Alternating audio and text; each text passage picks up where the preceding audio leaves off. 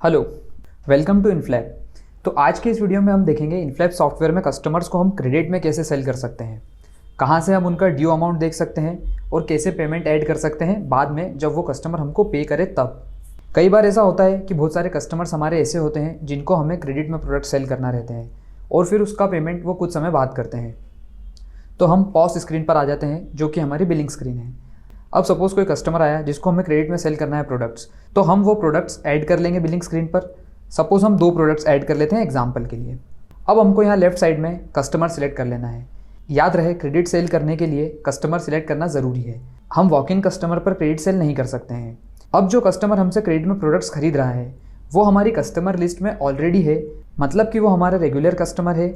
उसने पहले भी हमसे अगर कुछ प्रोडक्ट्स खरीदे हैं तो हम उस कस्टमर को यहाँ से सर्च करके सिलेक्ट कर सकते हैं।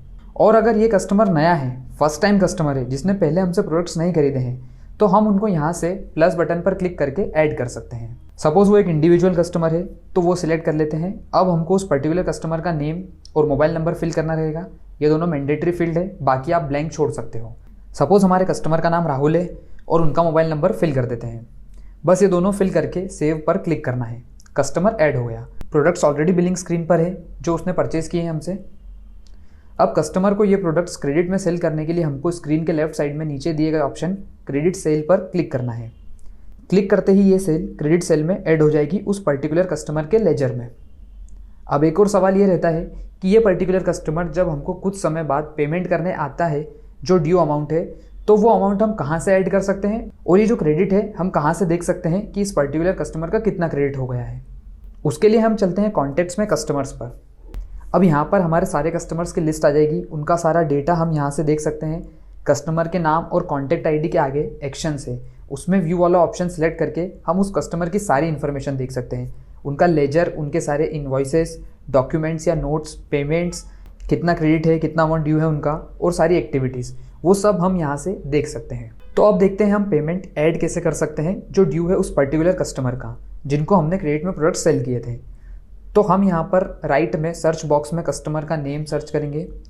जैसे हमारे एग्जांपल में कस्टमर का नाम राहुल था तो हम सर्च करेंगे और उनके नाम के यहाँ एक्शंस पर क्लिक करेंगे और पे वाला ऑप्शन सिलेक्ट कर लेंगे।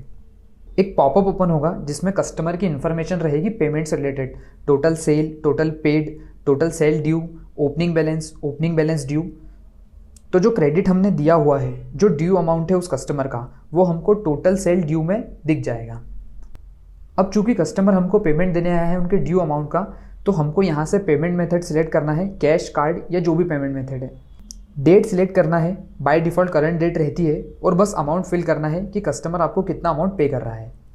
अगर वो पूरा सेल ड्यू अमाउंट पे कर रहा है आपको, तो आप वो अमाउंट डाल सकते हैं यहाँ। कोई डॉक्यूमेंट है तो वो अटैच कर सकते हैं आपके सिस्टम से। पेमेंट अकाउंट अगर कोई सा है जिसमें आप ये पेमेंट लेना चाहते हो या शो करना चाहते हो, तो वो यहाँ से आप सिलेक्ट कर सकते हो। नहीं तो एज इट इज़ भी रहने दे सकते हैं, ये मैंडेटरी नहीं है। कुछ पेमेंट नोट, रिमार्क्स वगैरह लिखना चाहते हैं आप, तो वो इस बॉक्स से लिख सकते हैं। और बस आपको सेव पर क्लिक करना है और ये पेमेंट की एंट्री उस पर्टिकुलर कस्टमर के लेजर में ऐड हो जाएगी और ड्यू 0 हो जाएगा। अब यहाँ पर हमने कंप्लीट पेमेंट लिया था। कई बार कस्टमर थोड़ा थोड़ा करके पे करते हैं, तो हम हर बार इस सेम प्रोसेस से ही पेमेंट ऐड कर सकते हैं। So thanks for watching the video. I hope इस वीडियो से आपको समझ में आया होगा कि क्रेडिट सेल कैसे करना है और कस्टमर जब उसका पेमेंट करे तो वो हमको कैसे ऐड करना है। अभी भी अगर आपको कुछ डाउट है तो feel free to contact our support team. Thank you.